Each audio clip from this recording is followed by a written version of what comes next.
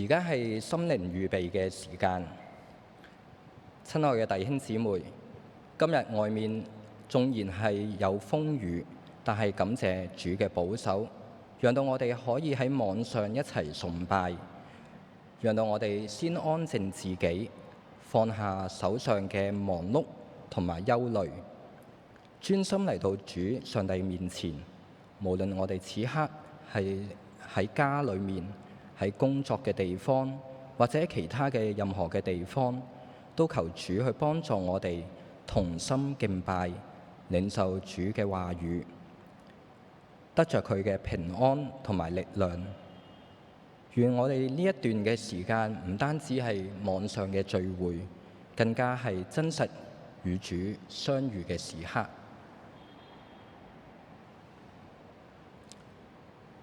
宣召：上帝啊，我們在你的殿中想念你的慈愛，讓我哋面向十字架，同眾使徒信經。我信上帝，全能的父，創造天地的主。我信我主耶穌基督，上帝獨生的子，因聖靈感孕，由童貞女瑪利亞所生，在本丟彼拉多手下受難，被釘於十字架，受死、埋葬，降在陰間，第三天從死人中復活，升天，坐在全能父上帝的右邊，將來必從那裏降臨，審判活人死人。我信聖靈，我信聖而公之教會，我信聖徒相通，我信罪得赦免，我信身體復活，我信永生。阿門。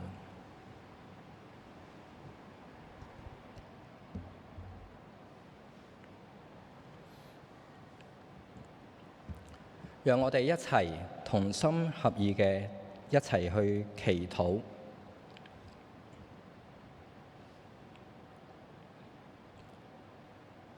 慈悲信實嘅天父上帝，我哋喺你嘅面前獻上感恩同埋讚美。你係創造天地、掌管風雨、治理萬有嘅主。你嘅慈愛永不止息，你嘅信實直到萬代。當世界嘅局勢動盪、人心不安、環境多變嘅時候，我哋仍然知道你坐着為王，你嘅旨意永遠長存。今日我哋帶住敬畏、謙卑、信靠嘅心嚟到你嘅面前，求你垂聽我哋嘅禱告。主啊，我哋亦都要承認我哋嘅罪同埋我哋嘅軟弱。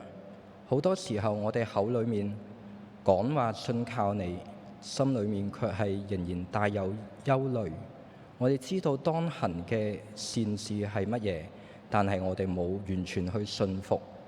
我哋嘅愛心、我哋嘅忍耐、誠實、節制上面都有好多嘅虧欠。求你都係饒恕我哋、潔淨我哋，使我哋係靠住主耶穌基督嘅寶血得蒙赦罪，叫我哋亦都係重新得力，回轉歸向你。天父啊，我哋首先亦都為到今日嘅颱風，我哋去禱告，求你特別去保守香港同埋各區嘅市民嘅平安，亦都特別去看顧喺外出工作嘅人，好多嘅前線人員、司機、醫院、醫護、保安、清潔嘅工人等等，亦都係保守長者、小孩、患病嘅、獨居嘅，免受風雨嘅影響。主啊，我哋亦都為到呢一個世界上仍然持續有戰爭，我哋向你去呼求，求你憐憫當中嘅人，尤其是喺美伊局勢呢個緊張嘅局勢底下，阻止佢哋衝突嘅擴大。求你止息俄烏嘅戰火，保護無辜嘅平民，安慰失去家園同埋親人嘅百姓，亦都求你紀念到喺以色列同埋中東一帶嘅衝突，求你喺當中施行憐憫，使到仇恨都可以得到止息，傷害係停止。願你嘅和平降臨，求你感動更加多嘅當權者同埋各方嘅領袖，唔好以暴力為答案，唔好以報復為道路，而係真係尋求一個和解、公義同埋真實嘅和平。天父啊，我哋亦都為到極端天氣同埋自然災害去代求。近日我哋真係知道有好多地方，尤其是歐洲，係面臨住好高溫嘅天氣。求你都係保守好多嘅老人家、小孩子、戶外嘅工作者，一啲好多嘅弱勢社群，減少係佢哋中暑、缺水、健康嘅危機。亦都求你去看顧世界各地嘅地震、洪水、暴雨，好多嘅影響，叫到救援係有序，供應有時，受害者係得到安慰同埋重建嘅力量。主啊，我哋亦都特別將到喺 AI 取代人力所帶嚟嘅衝擊，我哋交俾你，求你賜人有智慧，喺科技快速發展嘅時代，懂得係善用工具，而唔係被工具去支配。當工作模式嘅改變，職位被重組，有許多人都係感到不安同埋失去咗方向。求你為人去開新嘅道路，讓社會有效率同埋公義之間取得個平衡，使到無論政府、企業、教育界都有呢一個嘅責任感，重視人嘅尊嚴、創造同埋價值，唔好讓呢個科技成為壓迫人嘅工具。主啊，我哋亦都為到香港急速轉型同埋經濟嘅挑戰去禱告。面對住產業結構嘅改變、消費模式嘅轉變、就業嘅壓力、營商嘅困難，求你賜智慧俾政府、商界、各個行業嘅領袖，使佢哋有遠見同埋承擔，帶領住香港走出呢一個困局。亦都求你去看顧住基層嘅家庭、失業嘅人士、年輕人、中年要轉職嘅人，都叫佢哋喺變動中仍然有盼望，喺壓力中仍然有出路，喺唔確定當中知道神你係同佢一齊。天父啊，我哋亦都為到香港嘅政治同埋公義，我哋去禱告。求你真係使執政者、當權者同我哋一樣同心嘅去敬畏你，有呢一個敬畏嘅心，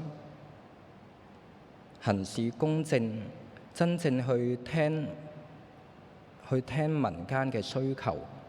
求你去保守社會中嘅誠實、公平、法治、彼此嘅尊重，不讓呢個恐懼、對立、猜疑，去使到我哋整體嘅氣氛係慢慢嘅去消沉。願香港我哋唔單止去追求有秩序，更加追求有公義、有效率，我哋更加係去睇到你嘅良善同埋憐憫。主啊，我哋亦都為到我哋本堂我哋70週年嘅籌備工作，我哋去仰望你，求你喺當中帶領各樣嘅活動同埋籌劃安排，我哋喺執行喺協調上面，求你都係與我哋同在，使到整個嘅過程都係有美好嘅見證，能夠榮耀你嘅名。喺改善嘅工程底下，求你亦都賜下合適嘅設計、穩妥嘅施工、足夠嘅人手同埋順利嘅進度，叫所有嘅一切都合乎實際嘅需要，成為呢個堂會長遠嘅服侍同埋祝福。亦都至於籌款，亦都感動更加多嘅人樂意嘅奉獻，甘心支持，叫我哋一無所缺，將榮耀歸俾你。主啊，最後我哋亦都係為到我哋當中有身體軟弱同埋心靈憂傷嘅弟兄姊妹去禱告，求你親自嘅去醫治佢哋，扶持佢哋，因為佢哋可能有一啲長期病患嘅肢體，亦都安慰正係經歷醫治、康復同埋等候嘅人。求你真係看顧佢哋嘅心靈嘅憂傷，佢哋嘅疲乏、失落、孤單、沮喪，甚至到唔知道點樣繼續向前行嘅弟兄姊妹，求你都成為佢哋嘅力量、平安同埋盼望。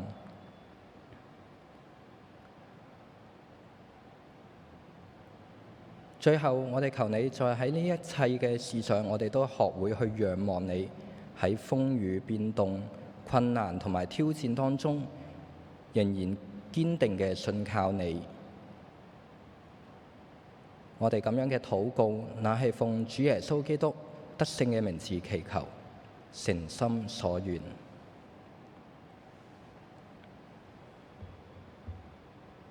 我哋一齊繼續去誦讀主禱文。我們在天上的父，願人都尊父的名為聖。願父的國降臨，願父的旨意行在地上，如同行在天上。我們日用的飲食，求父今日賜給我們，又求饒恕我們的罪，因為我們饒恕得罪我們的人。不叫我們遇見試探，拯救我們脫離兇惡。因為國度、權柄、榮耀，全是父的，直到永遠。阿門。跟住落嚟，請李宣去幫我哋去讀經。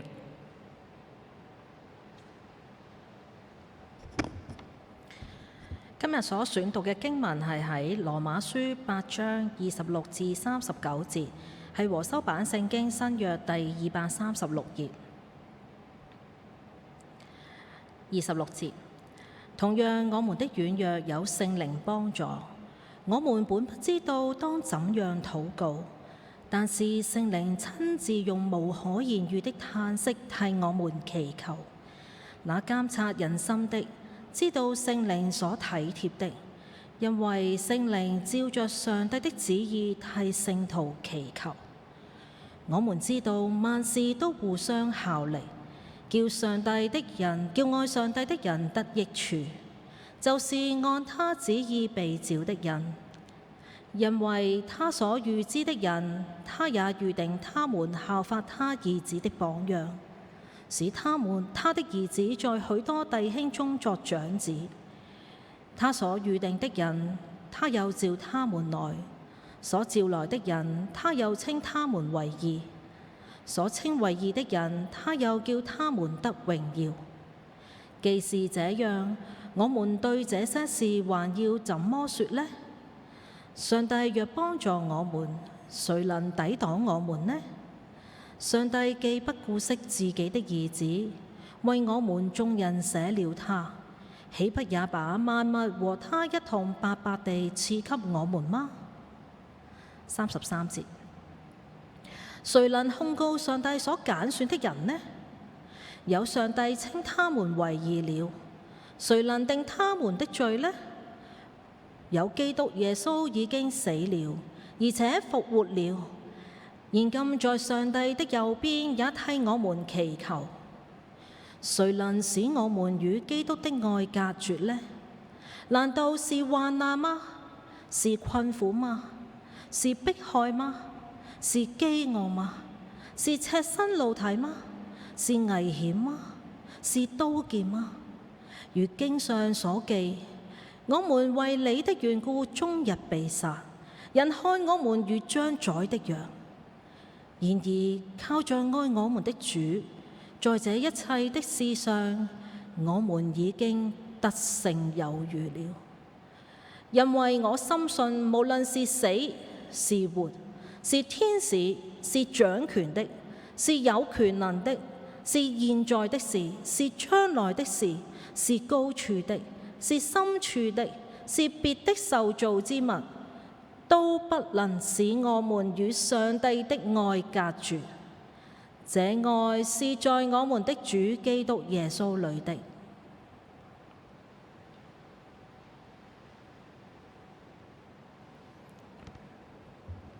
跟住落嚟係宣道。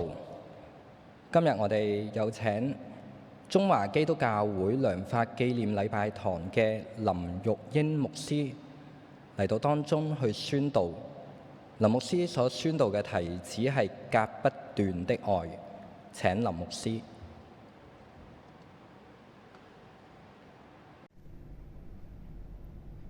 各位弟兄姊妹平安。今日咧，原本我係要同大家去分享上帝嘅説話，不過咧，天公不造美，所以我未能夠親身嚟到合一堂九龍同大家嘅見面。不過借咗咧網絡嘅方便，我可以預先錄影呢一篇嘅講章，仍然可以係同大家分享上帝嘅説話。今日我講題咧就係隔不斷的愛，而經文咧係選自羅馬書嘅8章26至39節。請先聽我讀出今日嘅經文。經文係咁話：同樣，我們的軟弱有聖靈幫助。我們本不知道當怎樣禱告，但是聖靈親自用無可言喻的嘆息替我們祈求。那監察人心的知道聖靈所體貼的，因為聖靈照着上帝的旨意替聖徒祈求。我們知道萬事都互相效力，叫愛上帝的人得益處，就是按他旨意被召的人。因為他所預知的人，他也預定他們效法他兒子的榜樣，使他兒子在許多弟兄中作長子。他所預定的人，他又召他們來；所召來的人，他又稱他們為義；所稱為義的人，他又叫他們得榮耀。既是這樣，我們對這些事還要怎麼說呢？上帝若幫助我們，誰能抵擋我們呢？上帝既不顧惜自己的兒子，為我們眾人捨了他，豈不也把萬物和他一同白白地賜給我們嗎？誰能控告上帝所揀選的呢？有上帝稱他們為義了。誰能定他們的罪呢？有基督耶穌已經死了，而且復活了，現今在上帝的右邊，也替我們祈求。誰能使我們與基督的愛隔絕呢？難道是患難嗎？是困苦嗎？是迫害嗎？是飢餓嗎？是赤身露體嗎？是危險嗎？是刀劍嗎？如經上所記，我們為你的緣故，終日被殺，人看我們如將宰的羊。然而靠着愛我們的主，在這一切的事上，我們已經得勝有餘了。因為我深信，無論是死是活，是天使，是掌權的，是有權能的，是現在的事，是將來的事，是高處的，是深處的，是別的受造之物，都不能使我們與上帝的愛隔絕。這愛是在我們的主耶穌基督裏的。讓我哋同心祈禱，讓我口中嘅言語，眾弟兄姊妹嘅心思意念，都同蒙上主悅納。祈禱奉主耶穌基督嘅名求，阿們。喺香港呢個講求效率嘅地方，講求競爭同埋成就嘅城市裏邊，我哋在座好多嘅弟兄姊妹都曾經喺大時代嘅風暴裏邊去拼搏過。我哋當中唔少係專業人士，行業嘅經驗好豐富，你哋都係中堅嘅分子，亦都有唔少嘅弟兄姊妹已經退下咗職場嘅火線，進入人生嘅下半場。我想請大家思考一個問題：對我哋呢一個人生階段嘅人嚟講，我哋最深層嘅恐懼係啲咩嘢呢？現代人呢，好怕手機呢冇咗網絡斷咗線。不過對我哋而講，真正嘅恐慌往往唔係冇咗網絡，而係冇咗價值，係冇咗自己嘅身份。對於正係準備退休嘅人士，或者已經退咗休嘅弟兄姊妹，當有一日我哋要交出我哋用咗幾十年嘅卡片，我哋要脫低，我哋要除低我哋專業身份嘅名銜，我哋會唔會突然間會感到一種莫名嘅失落啊？喺職場唔再需要我哋嘅決定啦，而社會亦都開始將我哋定義呢係人口老化嘅重擔。我哋好容易會懷疑，我哋而家仲有冇價值呢？而對於仍然喺職場拼搏緊，同時要照顧呢高齡嘅父母或者成年嘅仔女嗰個夾心階層，我哋會唔會面對住心力交瘁呢？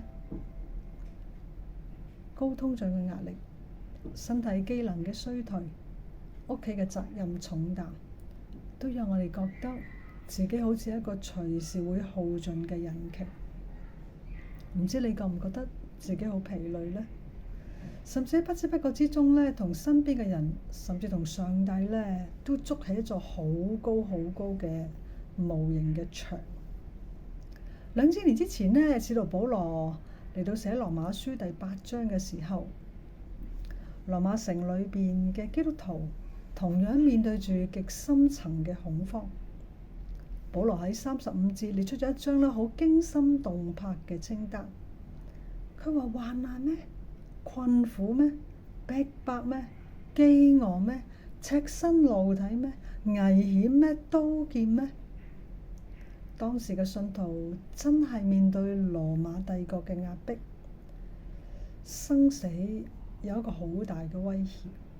佢哋隨時可能失去一切，無論係社會地位，抑或係生命嘅安全，可以一息之間就完全消失晒。保羅透過呢段經文向佢哋直擊心靈嘅叩問，面對呢一切現實嘅衝擊同埋失落，唔通能夠讓我哋同基督嘅愛隔絕咩？唔通可以切斷我哋同上帝嘅連結咩？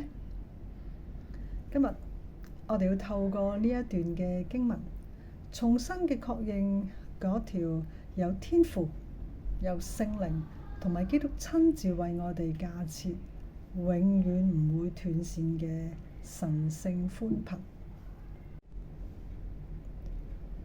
著名嘅聖經學者指出，保羅寫羅馬書第8章，絕唔係要信徒停留喺個人嘅靈性滿足裏邊，而係要當時嘅羅馬帝國底層受住壓迫嘅基督徒組成一個生命共同體，喺充滿咗動盪同埋唔確定嘅現實之中，去彼此承托，深信上帝係永遠咁掌權嘅。保羅喺呢段經文嘅裏邊，為我哋拉開咗3層由三位一體嘅上帝所建構嘅神聖寬頻。當我哋冇力禱告嘅時候，第一，當我哋冇力禱告嘅時候，保羅喺第26節非常誠實咁去講出嚟，我哋嘅軟弱有聖靈幫助，我哋原本唔知道應該點樣去禱告嘅。不過聖靈親自用言語所唔能夠表達嘅嘆息，去為我哋向上帝祈求。聖經學者提醒我哋，呢一度言語所唔能夠表達嘅嘆息，唔係指某種神秘嘅方言，而係聖靈親自喺我哋呢一個有限制咧、衰殘同埋痛苦嘅現實當中，同我哋一齊嘆息。各位弟兄姊妹，當你面對自己或者配偶身體出現咗病痛，當你面對年老嘅父母逐漸失去咗記憶，又或者面對仔女前途需要唔知點去做抉擇嘅時候，你拖住好疲乏不堪嘅身體坐喺客廳，你好想祈禱啊，不過佢又發現自己一句説話都講唔到出嚟，只能喺度發呆，只能喺度默默嘅流淚。保羅話呢個就係唔知道點樣去祈禱。不過經文俾到我哋好大嘅安慰，你可以因為體力同埋心力嘅耗盡，無言以對。不過裏邊住喺你嘅裏邊嘅聖靈，淨係親自用講唔出嚟嘅嘆息去代替我哋去祈禱。請我哋記住，唔係靠我哋自己嘅熱情同埋信心去維持我哋同上帝嘅連結，而係上帝對我哋嘅愛，永遠唔會嚟到係去放棄對我哋嘅愛，去親自緊緊咁去捉住我哋。第二，邊個可以控告上帝所揀選嘅人呢？呢個世界咧，成日都習慣用咧成就啦，我哋有幾多嘅產值啦、績效啦，同埋我哋有幾多嘅影響力嚟到評論一個人嘅價值。職場用業績嚟到控告我哋，社會都用年齡同埋生產力去標籤我哋。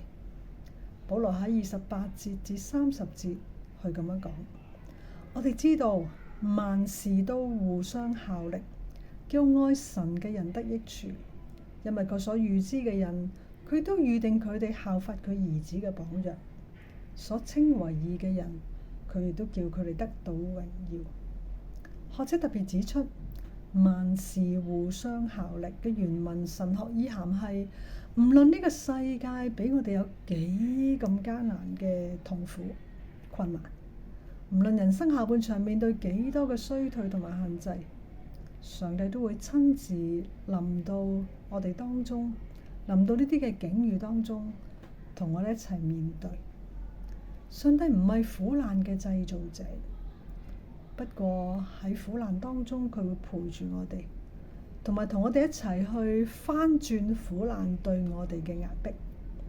佢要塑造我哋嘅生命，使我哋越嚟越有基督耶穌榮耀嘅榜樣，可以喺苦難之中仍然堅持對上帝嘅信靠，活出上帝所賜俾我哋嘅生命，去完成上帝美好嘅計劃。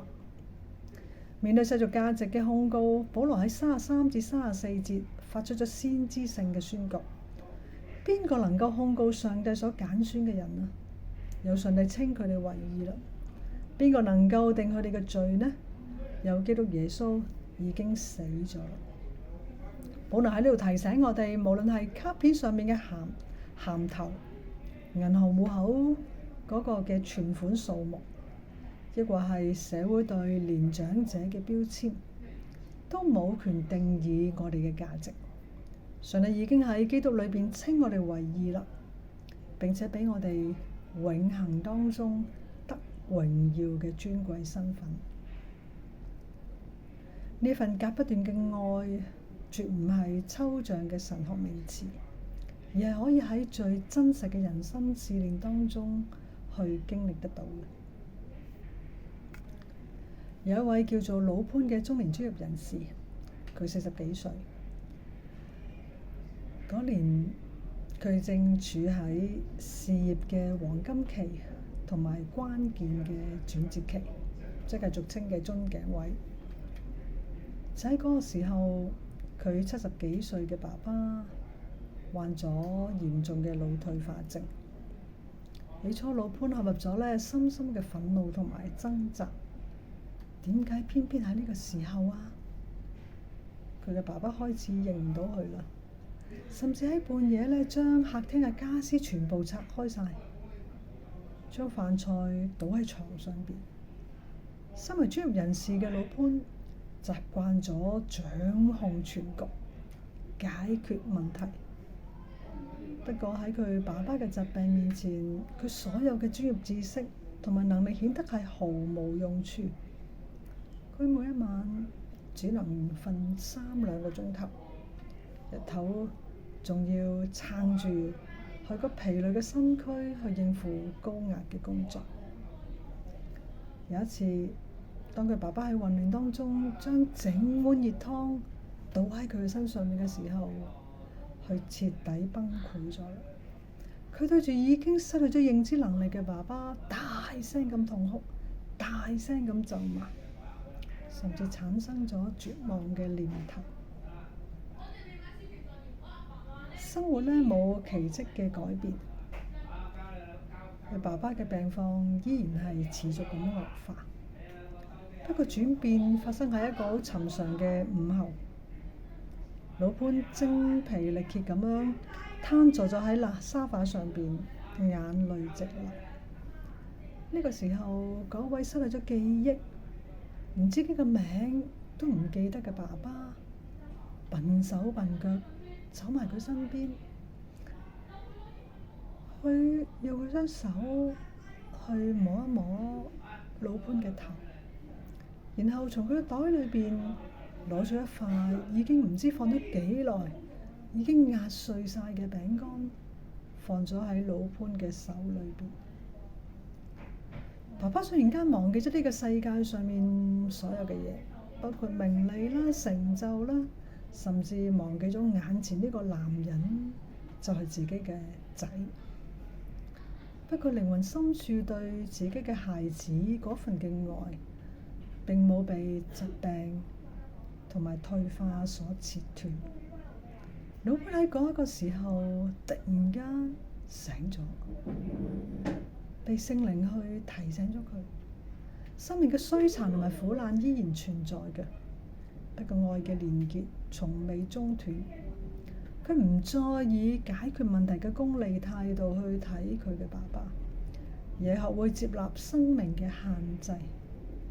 佢願意陪伴佢爸爸走過呢個人生最後嘅一個階段，呢一段嘅路程。弟兄姊妹，冇錯，疾病啦、衰老啦、失落啦、死亡啦，係唔能夠叫我哋同基督嘅愛隔絕。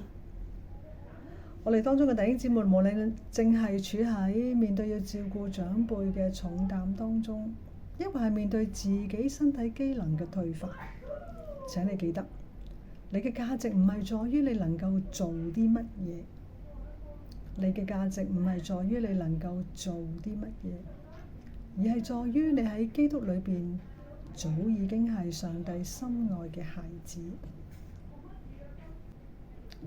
各位弟兄姊妹，羅馬書8章37節宣告：然而靠着愛我哋嘅主，喺呢一切嘅事上，我哋已經得勝有餘啦。呢一個得勝唔係孤芳自賞嘅得勝，而係透過成熟生命嘅彼此承托、傳承信仰嚟到實現。合一堂九龍塘今年嘅主題係關愛鄰舍，彰顯主愛。結合區會一個嘅事工，我哋可以透過呢2個具體嘅行動，以下我同大家講嘅具體行動，將呢份隔不斷嘅愛嚟到彰顯出嚟。第一，我哋要成為年輕一代嘅生命護航者，甚至係樹窿。我哋在座嘅弟兄姊妹擁有豐富嘅人生閱歷、專業智慧同埋信仰嘅歷練。今日年輕嘅一代面對極大嘅焦慮同埋迷茫，佢哋缺少嘅唔係説教，唔係大道理，佢哋一概都知道。佢哋缺少嘅係溫暖同埋有深度嘅生命陪伴。邀請大家主動去走出你嘅舒適圈啦，成為教會年輕人嘅屬靈導師同埋生命嘅護航者，甚至成為佢哋嘅樹窿。聽下佢哋講出佢哋嘅掙扎同埋困惑。當你聽嘅時候，千祈唔好俾評語，千祈唔好俾教訓，千祈唔好講大道理，而係單單去聽，用誠實、用包容嘅生命成為佢哋嘅樹窿，成為佢哋嘅避風港。當我哋問我哋有咩建議嘅時候，我哋先同我哋分享我哋嘅睇法。讓天父嘅愛可以透過你哋去傳遞落去。行動第二，我哋可以參與區會嘅雲彩十光整理同埋傳承生命嘅見證。我哋好多人呢，走過香港嘅風雲變幻，經歷過高山低谷，親身見證過呢上帝點樣喺職場啦、喺家庭同埋喺困境裏邊去帶領我哋，讓我哋得勝有餘。呢啲經歷係教會極其寶貴嘅屬靈遺產。區會呢，而家正係推動緊雲彩十光計劃，鼓勵弟兄姊妹呢，將你自己嘅生命故事同埋信仰見證呢去記錄落嚟。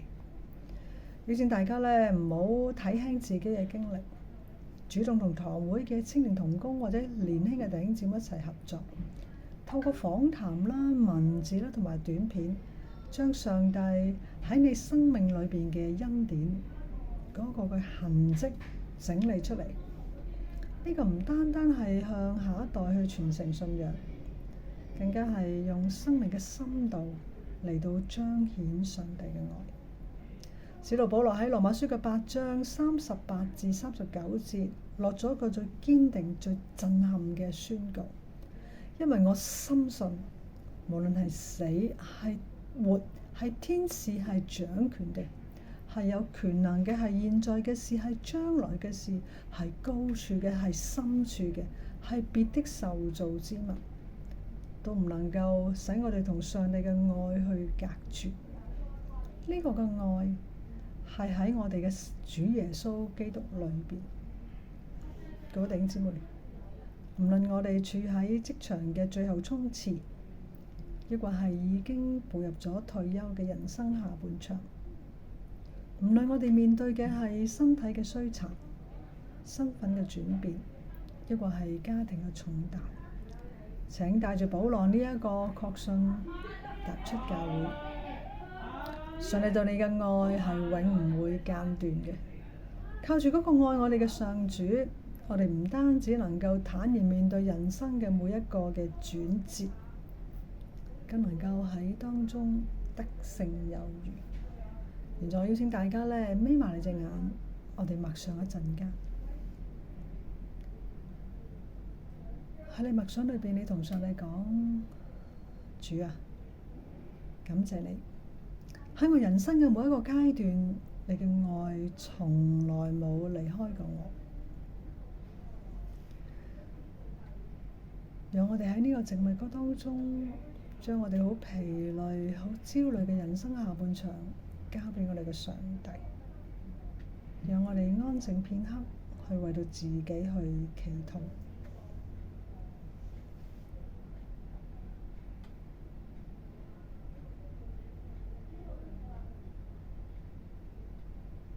請我哋同心祈禱。天父，多謝你去讓我哋知道你嘅愛永遠都唔會離開我哋，無論我哋面對嘅係咩嘅境況，上主你嘅愛總喺我哋嘅身邊。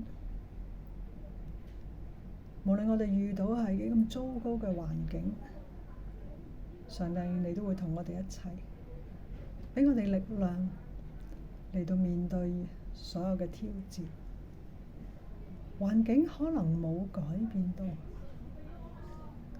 但係聖靈會用講唔出嚟嘅嘆息去為我哋祈禱，以致我哋都能夠最終嘅去堅定我哋嘅信仰，並且活出上帝你賜俾我哋喺裏邊嘅生命，令到堅持對你嘅信靠。主幫助我哋對你嘅信心，你永遠都唔會離開我哋。我哋所信嘅係嗰位信實嘅神。多謝你聽我哋嘅祈禱，藉住耶穌基督嘅名求，阿門。願榮耀歸於三位一體嘅上帝。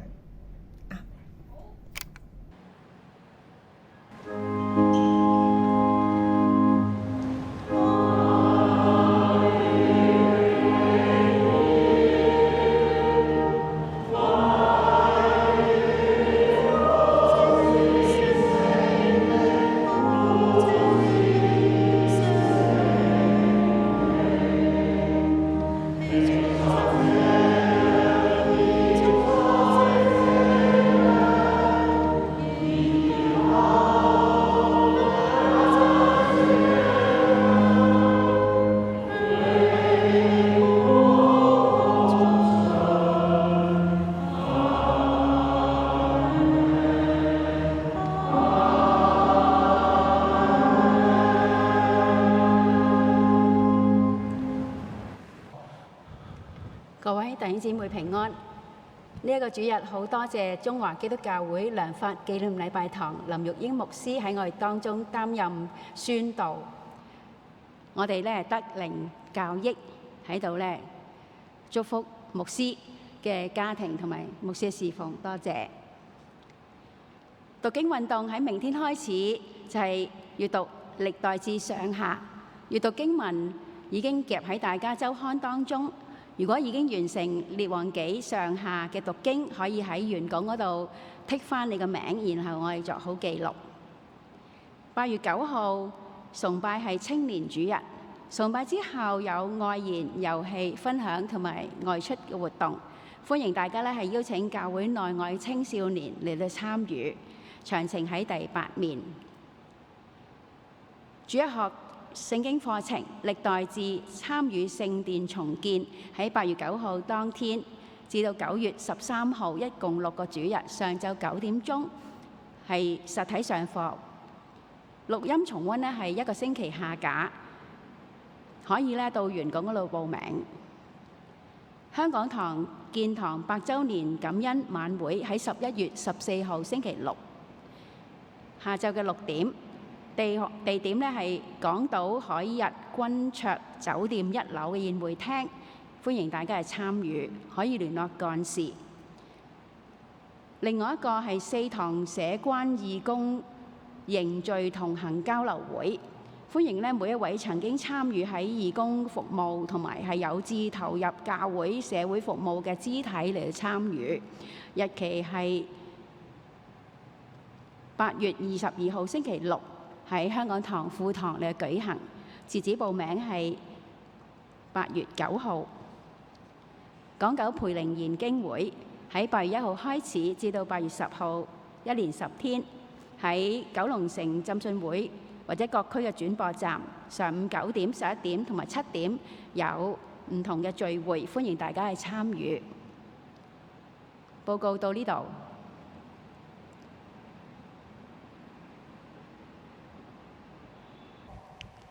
請用信心領受上主嘅賜福。你哋要被差遣平平安安咁進入世界，又要歡天喜地帶住呈獻返嚟，要將我哋對上主嘅敬拜延伸到我哋每天嘅生活當中。又願我主耶穌基督嘅恩惠、上帝嘅慈愛、聖靈嘅感動、團契、能力，常與你哋同在，從今時直到永遠，阿門。